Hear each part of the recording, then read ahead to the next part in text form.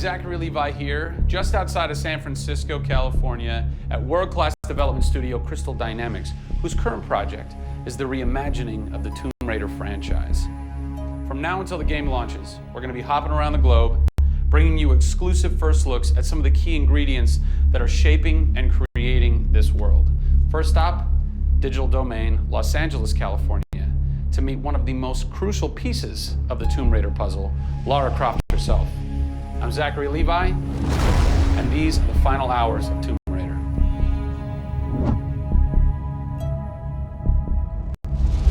Digital Domain.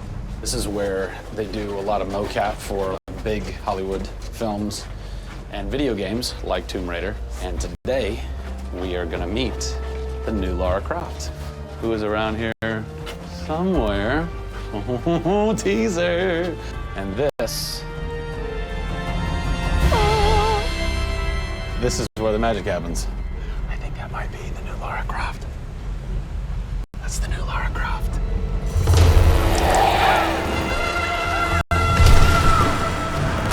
Since 1996, many actors have played the part of Lara Croft, but for the reboot of this franchise, the team conducted an exhaustive international search for someone who could bring a whole new level of emotion to a character who's become so familiar. In late 2010, a young English-born actress was chosen to become one of the most recognizable characters in video games. My name is Camilla Luddington. I'm a British actress living in Los Angeles. I am the voice and character of Lara Croft, the British heroine. When I was first approached for it, I really felt overwhelmed at the honor of playing an icon like Lara Croft. I think I screamed in my car, actually, when I heard that I got the role. Lara Croft, one of the most iconic female characters in all of gaming. That she is in later years. Adventure. We're used to the cold-hearted, almost killer, and she's a badass and everything, but I think in this, and you see her struggle. You can do this, Lara. Please come and get me.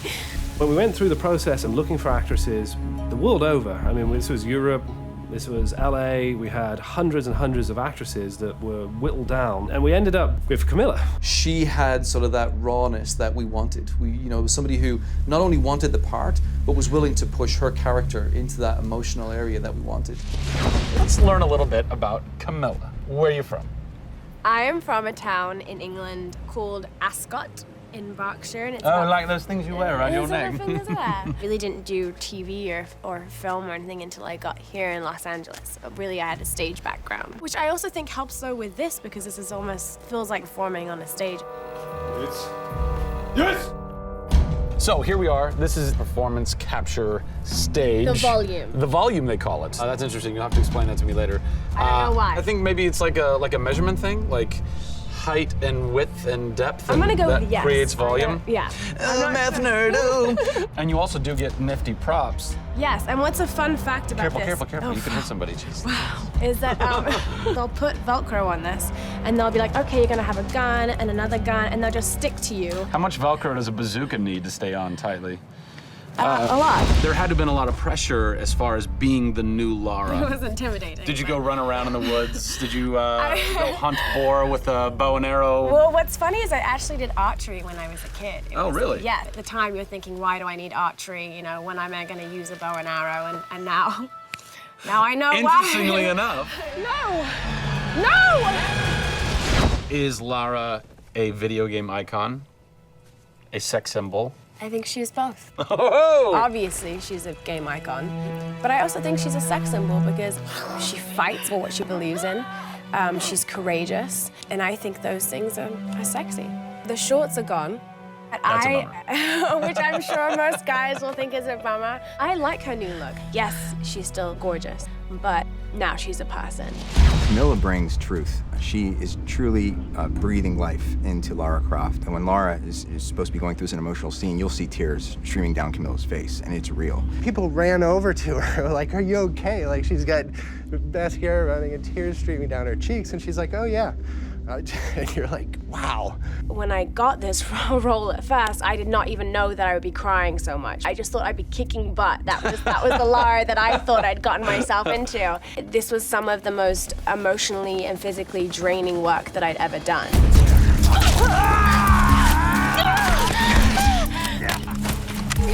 This is the very first time I get to see this.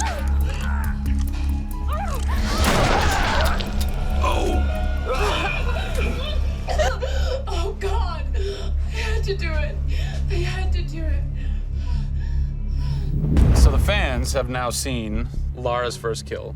What was that moment for you like? Intense, for sure. Probably one of the hardest things to film. She has to fight for her life. It's fascinating how she reacts to that. You know, she doesn't just walk away from that first kill. It really gets to her, and you see her become Lara Croft.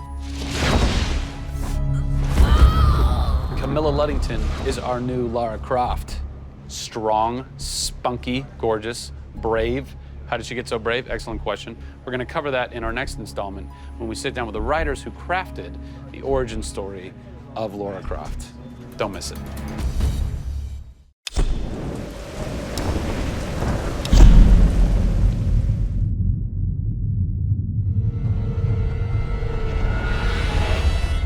Hey everybody, Zachary Levi here in downtown San Diego at Comic-Con, more specifically at Nerd HQ, which is the epicenter of all things Tomb Raider. The anticipation is building as the team from Crystal Dynamics continues to say that this could be the game of their careers. Today we're going to dig a little bit deeper into the story with some of the key writers and designers who are brave enough to tackle the origin stories of Lara Croft. These are the final hours of Tomb Raider.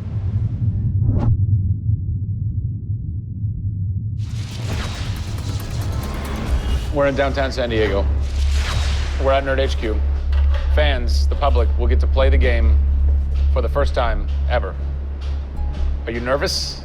This is the most nervous time of the entire game. This is huge for us. This is the first time we're giving anybody the opportunity to put their hands on the game. It's not finished yet. It's hard to send it out into the world like that. It's a little young, it's a little fresh. When you put it in the public's hands, you're getting a very raw, unfiltered, like, hey, this is what we love and this is what we don't. You'll start to read about it now. You'll start to see it online. You'll start to get people's perspectives. We're making sure that we make it the best thing that we can for the fans, and these are the fans. Why make an origin story? You could just kind of continue with the Lara Croft Tomb Raider saga, but you didn't. Why? We didn't start with the idea of doing an origin story, actually. We started with the idea of doing something fresh. There haven't been very many games that have the opportunity to go back and tell the true origin story. There is very few games like this.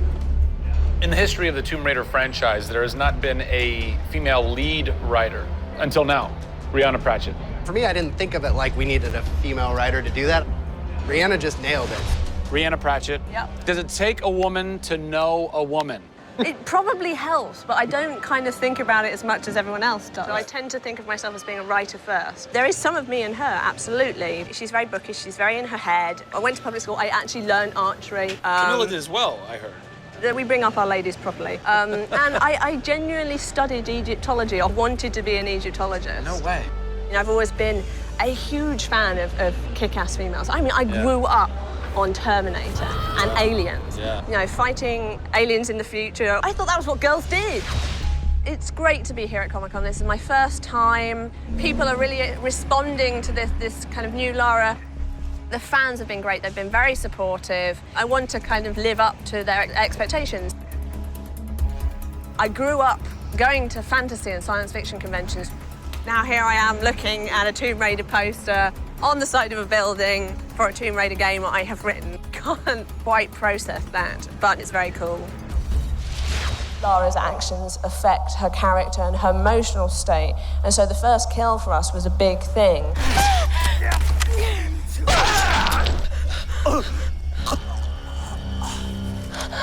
It's not comfortable to watch, and it shouldn't be. Oh, God! And it is about picking yourself up, despite the fact that you're scared. You can't have bravery without fear. In video games, you're kind of tweaking all the way down to delivery. Yeah. Blessing or curse? Games development can be quite harsh on narrative. You know, you can lose levels or characters. You have to be amazingly flexible. When is the script finally finished? You get insight when you see it through your audience's eyes. So once the story gets to a point where we can start sharing with people, where we can start putting it on the screen, then we start to understand, are people getting from it what we want them to get from it? The feedback is that it's really fulfilling our primary goals of delivering a story that introduces people to Lara Croft, but also just takes them on an amazing adventure.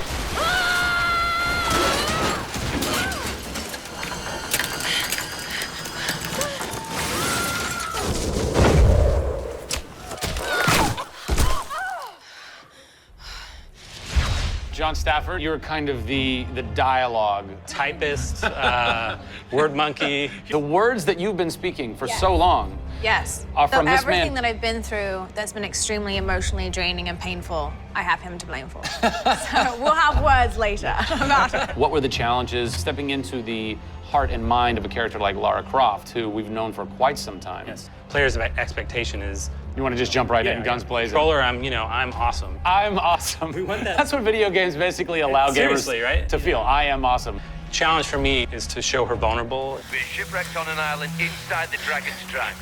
Still have a very playable game, but also show real emotional character. It's very difficult to do that in game. Please come and get me. You can do this, Lara. When you have really extreme circumstances, you have really extreme emotions. What the hell? Can't hide from me, outsider! It's all about her survival. She's basically willing to do whatever it takes. There's people trying to kill you. Things are really extreme. Listen, I'm gonna get you out of there. I promise. I promise. I didn't want any lines to sound gamey. There was a good collaboration of making sure that really that didn't happen. That's very difficult writing. How do you write a line that isn't just like, I should go there? Yeah. That's. I bet there's something hidden in that crate. I want you to love this game in a way that really feels like the first time you played it, but do it in a way that people have never seen before. For me, it's crazy not to look at this as an opportunity to really start that dialogue. This is the game of our careers. This truly is the first time to sort of say, okay, this is it. Well, now that we know a bit more about what it takes to reimagine an icon from the ground up, we're headed east to go behind the sounds of Lara's journey. A journey that is heightened and shaped by cinematic score and sound design. I hope to see you on the next episode when we talk to who's behind what we're hearing in Tomb Raider.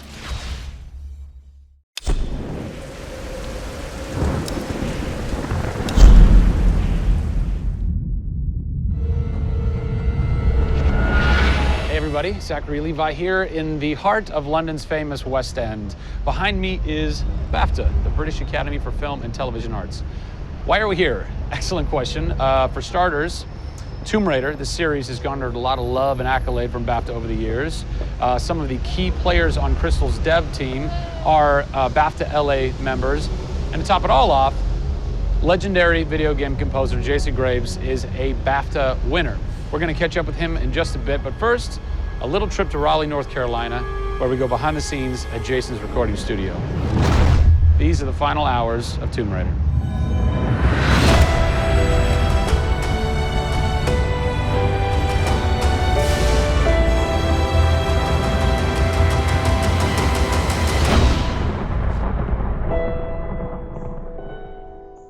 First thing we did was the theme. There have been many composers in the games or the films, but they've always used the original theme. They said, we want to start with a clean slate, new theme. I did it on piano, very simple.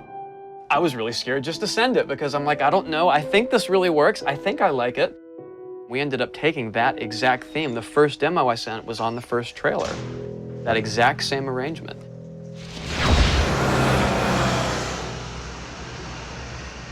So, Jason, currently you're working on this reimagining of Tomb Raider. When you're taking on a new project, what are the things that attract you to that project? The heritage of a particular game, I think obviously. And don't even get me started on Tomb Raider. I literally almost drove off the road. I was on the phone with the audio director. Like, oh, stoplight! And I had to pull over a little bit to not hit the car behind me. What I loved about Tomb Raider, what really drew me to the project was they had no pre-existing conditions. What Because can you they do? wanted to get out of what it used to be. They wanted something new. They wanted something fresh. Jason's done hundreds of games by this point. He was an easy choice for us to go with. on paper because he has such great experience. I listened through a lot of different material from a lot of different composers. I was really taken by how well he did the intimate stuff. The textures and the real, intimate and vulnerable bits that we needed to highlight in the game were a great match for us. What is square one for you when you start wrapping your head around it going, this is where I feel like this world is going to exist? Main theme, call me old-fashioned. Then it was a matter of finding out what kind of percussion would work. And always going back to the melody and the theme, because that's kind of the heart of the game. The most signature thing that we need to get right is Lara's theme. One of our big goals was that it can be used in any emotional context. What does it sound like? High action.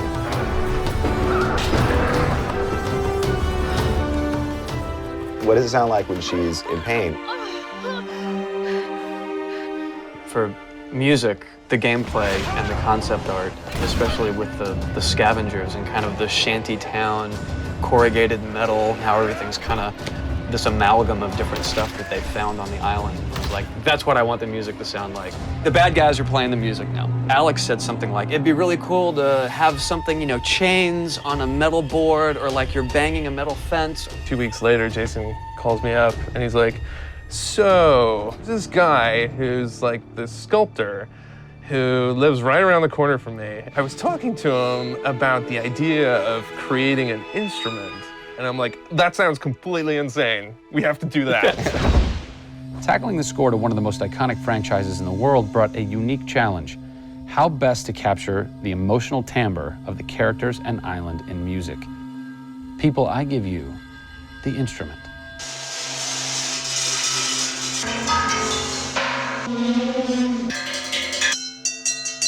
The instrument. I was going to let Matt determine the aesthetics. I was really only concerned about the sounds that the sculpture was going to make. Matt built this, which looks pretty much exactly like Laura's original homemade bow in the game. There's different timbres based on different materials, metal, glass. It's a direct line from the plot, the characters, the story, the environment, straight to the sculpture.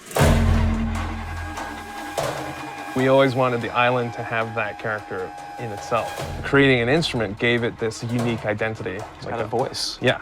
The very beginning of the game is nothing but the instrument.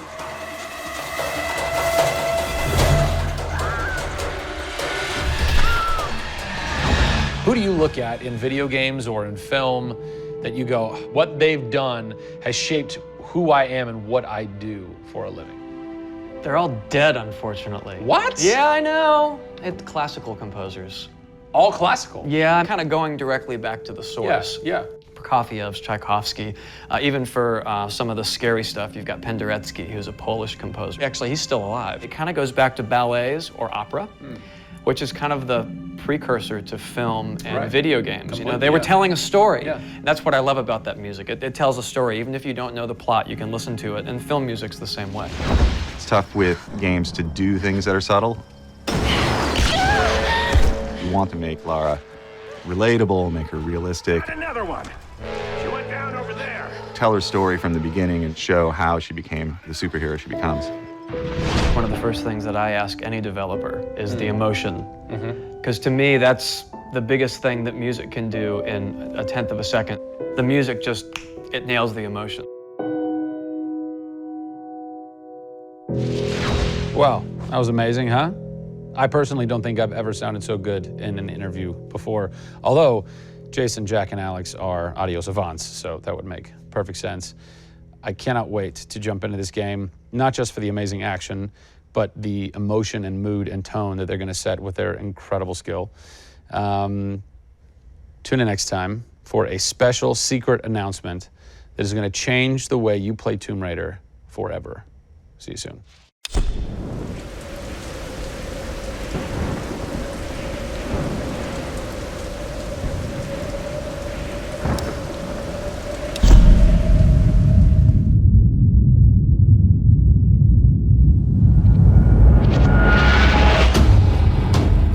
Hey everybody, Zachary Levi here.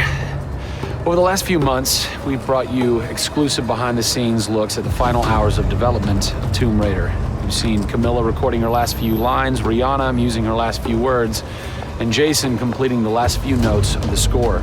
As those key pieces lock into place, it's time to reveal one of the last portions of the game, and a team that's been shrouded in secrecy for 2 years.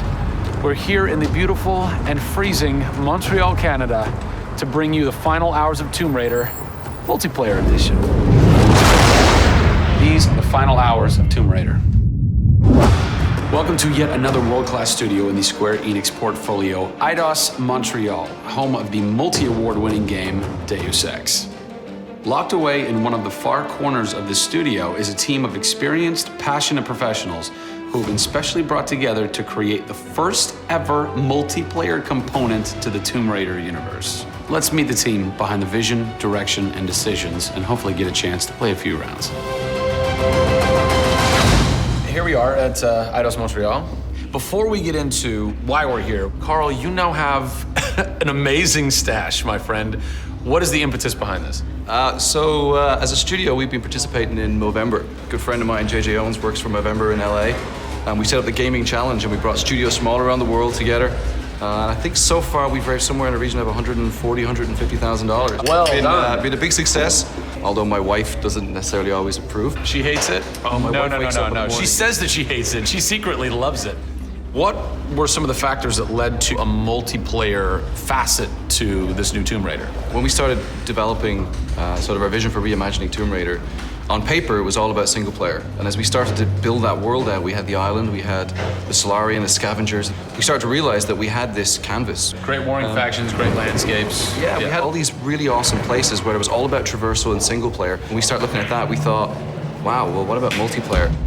Part of the genesis of that was Lara Croft and the Guardian of Light that kind of cracked open a door to lead you guys into the multiplayer into here at Eidos Montreal.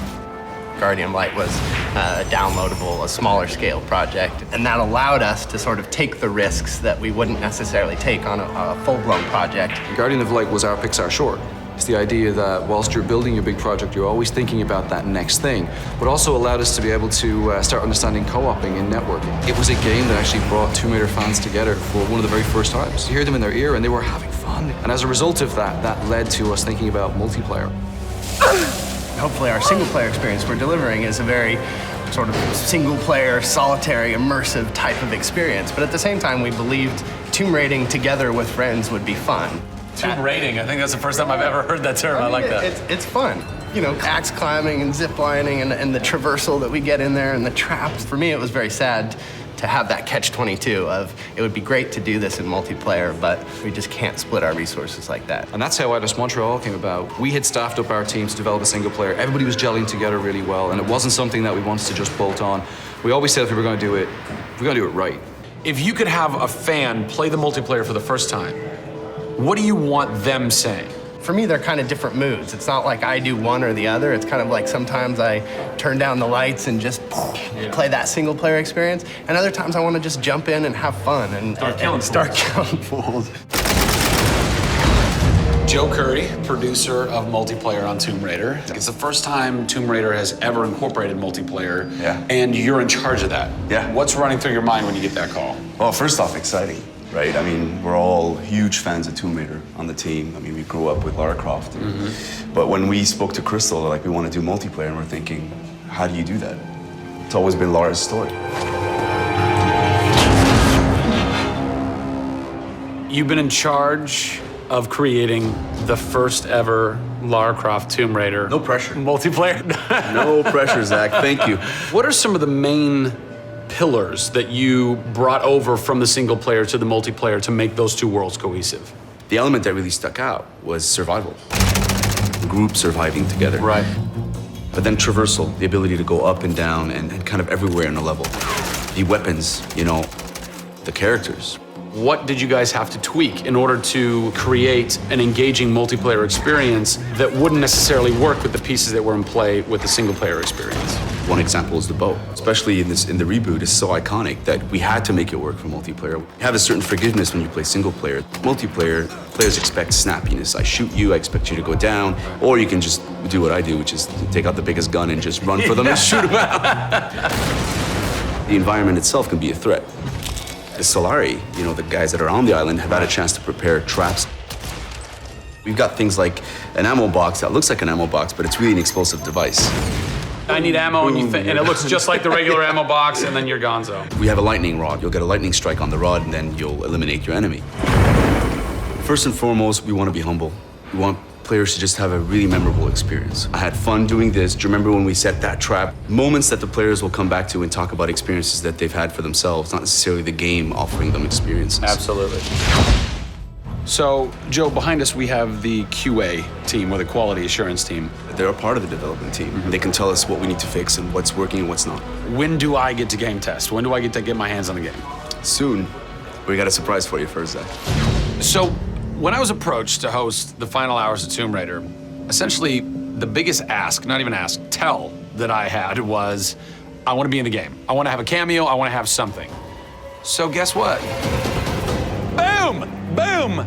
Boom! I'm a playable character in the multiplayer Tomb Raider. How sick is that, Joe? You and your team are awesome. I can play with myself, virtually. Are we ready? Oh, that burns! You suck! Get those transmitters running. Radio transmitter activated! We're getting off this damn island? We send this thing. Beautiful. I would like to try and kick your butt as me in this map right now. Should we try it? All right. Bring it. Let's do it. It's happening right now. Oh, nice! Was that one of my traps? That was one of your traps. Yeah! These movie traps are really fun. I mean, they're really, really fun. Yeah! Don't worry about it. Just because you made the game and I beat him. As you can see from the people and passion here at Eidos Montreal, this isn't just some add-on. They're devoting themselves to making this an experience in keeping with the feeling of single player. Familiar, yet different. Coming up in the final 2 episodes of our series, we go back to the home of Lara Croft. They're taking Tomb Raider to the finish line, and we'll be there for it.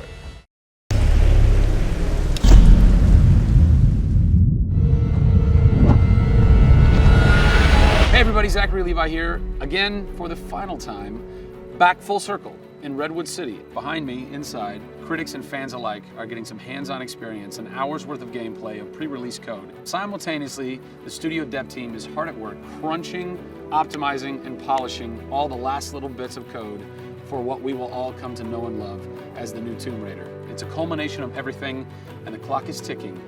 These are the final hours of Tomb Raider.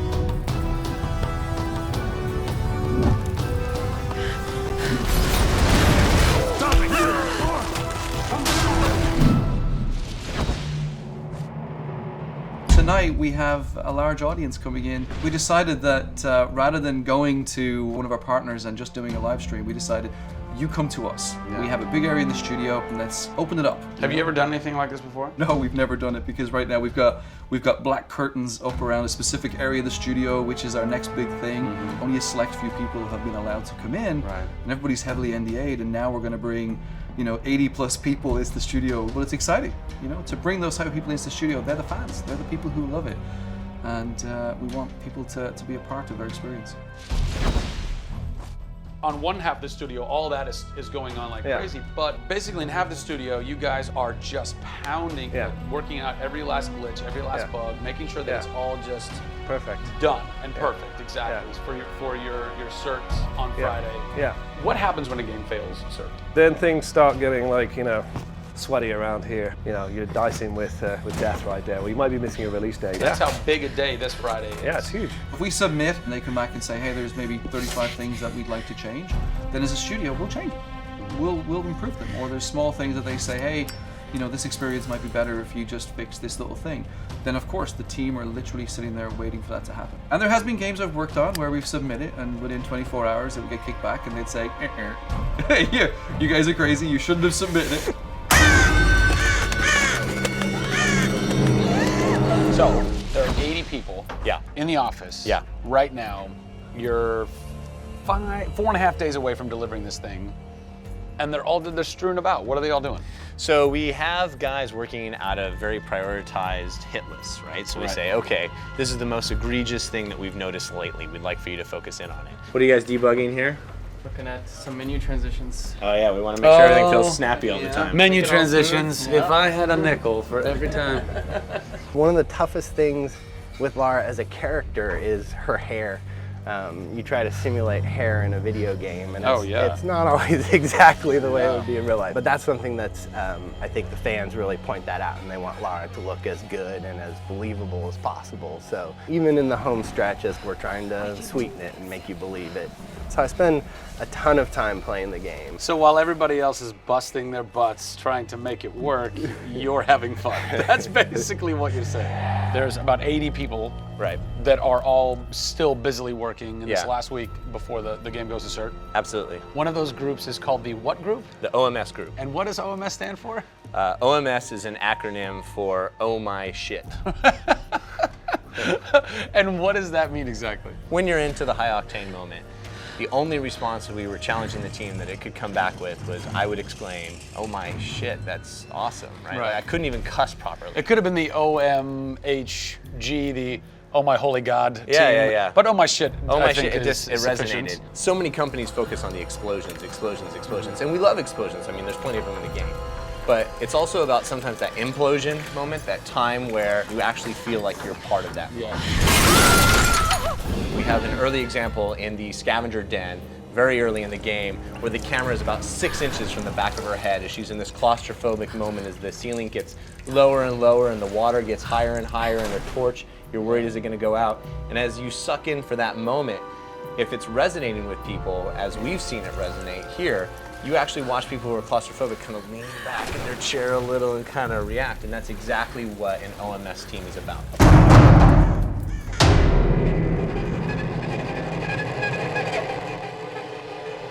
You feel confident that in 4 days, in 4.5 days, this thing is like ready to ship and ready to rock and gonna blow people's minds? Well, how about we look at that? I got a board that'll tell us. Oh yeah, where's your board? Right over here. I'm a stats guy, right? Okay. Like, it's gotta be like the McNamara version of reality, right? So, and getting things done, like it's very NORAD-like with the update on where we are with bug count. So we have the number of days that we wanna count down for, the priorities of what people are given against, and then an overview of how many things are remaining to be resolved per person. Carrie's got her work cut out for her. Come on, Carrie.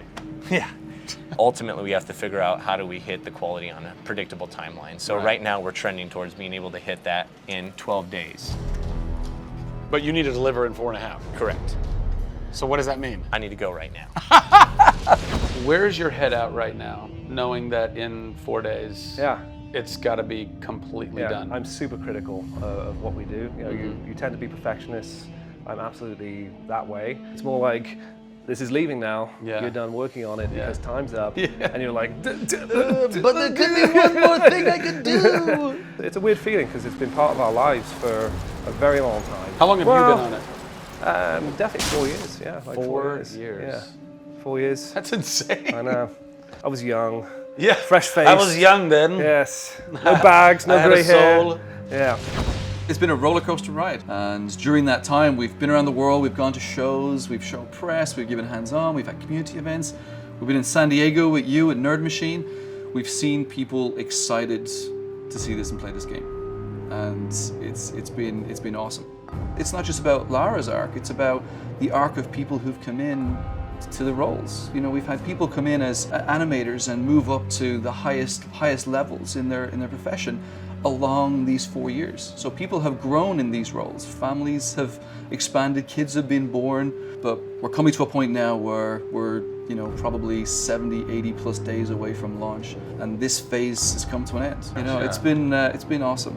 With less than a week to go before console certification, the last few bugs to squash, and a general lack of sleep all around, this production is definitely going to go down to the wire. Will they make it? Join us next time on the final hours of Tomb Raider to find out.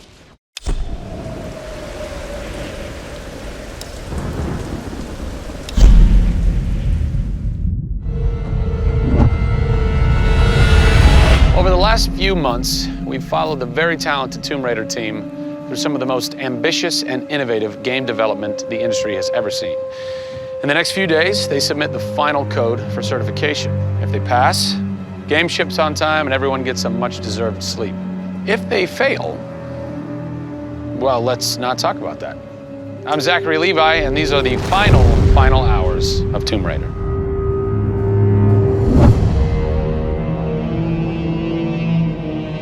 We've been around for 20 years at this point. Oh, wow. In this industry, that's crazy. Yeah. 20 years of games, and many times we've almost not made it, right? Through generation transitions, or you've had ups and downs in terms of games being released.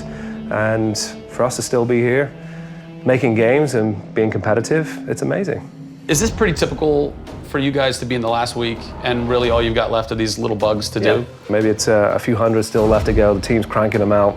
You're play testing it a lot. You're getting QA, quality assurance, to make sure it's clean. Stuff's coming in still, as in like, hey, this crazy thing happened here. And simultaneously, IDOS Montreal is doing what you're doing, just with the multiplayer. They are, at the same time, because the multiplayer and the single player are being delivered at the same time. So it's a big on team. Friday. Everybody's got to come together at the same time, at the same moment, and put pencils down and say they're done. Pencils down. Done. See. We're submitting in 4 days. Let me tell you now, we've had to move. Brian Horton, he was art director. He moved over to my department in Brand about a month ago. There was a morning that he woke up and they went, "You've created a beautiful world. Now step aside." So my job is I'm working with a very talented team in the brand to make sure our screenshots are good, to make sure we have covers for magazines, posters, to make sure we have posters. Stuff, right. There's a lot of materials, just like in a film. Yeah. Where when a film's done and in the can, you have to sell it to people. You have to let them know what's cool about it. Listen, I'm coming to get you. I'm going to get you out of there. I promise, Sam. What's been great about this over the course of the entire process, you traveling around with us, is that we've been able to bring you the final hours of each of the pieces. Yeah. We've spent probably the last 6 months watching how the music's come to an end and the voice acting has to be done. So each of our episodes up until now has really shown a side of the final hours of that particular person's role in the game. And now everything's come to a head where we're submitting the game this week. The guys are tirelessly working. The guys have literally, at some cases, slept in the studio. Okay, so launch day, let's say you were at March 5th now. Where are you? What are you doing? I'm probably in bed trying to get 12 hours sleep. Because more than likely I would have been at some midnight opening the night before up till very late celebrating. So I'm probably at this time of the day, I'm probably in bed. I think a lot of us won't even know what to do with ourselves. You get so heads down in something, and it's been a part of our lives for years now. And you sort of get to that point where waking up in the morning, you're thinking about the game, and going to bed at night, you're thinking about the game. I'll try to sneak a little time here over the holidays, but then, wait till the dust settles and we really get this in the hands of the consumers before I can really relax, I think. Even though I played the game so many times, I cannot wait to take the cellophane off of that game. Yeah. Pop it in. Yeah. It's the ritual, retail. yeah. It's the retail copy. Yeah. And there's something special about that printed disc, putting it into the system, and you're like, this is the same game that I worked on for 3 years plus. And everyone else can have the same experience that I'm going to have right now. Yeah. Of all the taglines, whether they're actual dialogue in the game or marketing lines or whatever, something that would sum up your experience over the last 4 years is A Survivor is Born. Yeah. A Survivor is born in you, A Survivor is born in Crystal Dynamics. Yeah. We just wanted to be known as doing top tier work. There's games I look at and say, I wish I worked on that game. Yeah. Right? Yeah. And I wanted Crystal to be that. And I think that with this one, we're going to do it. Yeah, anybody can make an explosion look beautiful and make a world look phenomenal, but we now move into a period of time where it's about having a connection with something which is much deeper than just saying I have a controller in my hand and I'm guiding a character around and fighting or solving puzzles. There's a depth in the story that we're trying to tell, which hopefully for us is going to be able to set that structure for the future. Hopefully we've taken the risk and we've been shouting so loud about this that we're actually carving what should be done. Oh, don't do this to me, you northern bastard. Are you excited? You nervous? I'm both excited and nervous, because we've been masters of our own destiny up until this point, and now we're going to continue that right through to launch. And what's great is that from the very first presentation I gave with Daryl about here's the vision of the game, all the way through to the very first game sitting on a shelf on March 5th, we've been there for the ride. We've been on that journey. And then all of a sudden you reach March 5th and you're no longer there's millions of copies of your game out there, and they're in people's hands. And you're thinking, like, how are they playing it? Are they having fun? What are they saying? What are they going to do? As soon as they put the controller down, what's the next thing for them? Do they want to tell people? What do you want their response to be? I hope those people see that the story we've built and the foundation we've built is one that will last a long time. Doing something that's special is just incredibly tough, no matter what it is. You've got to really want it. You have to be passionate. You have to care about it. everybody realizes that this is a game of their career, and everybody wants to put as much time and energy into this as possible. We have a studio full of passionate people who have put their lives into making this thing happen. This is not just a game that we're just going to ship on March 5th and people will go, great, I've got another game to my credits. This is one where the team are going to look back and go, that was a journey. It's been an honor to be able to work on Tomb Raider, and long may it continue. I see this getting bigger and better over the next few years.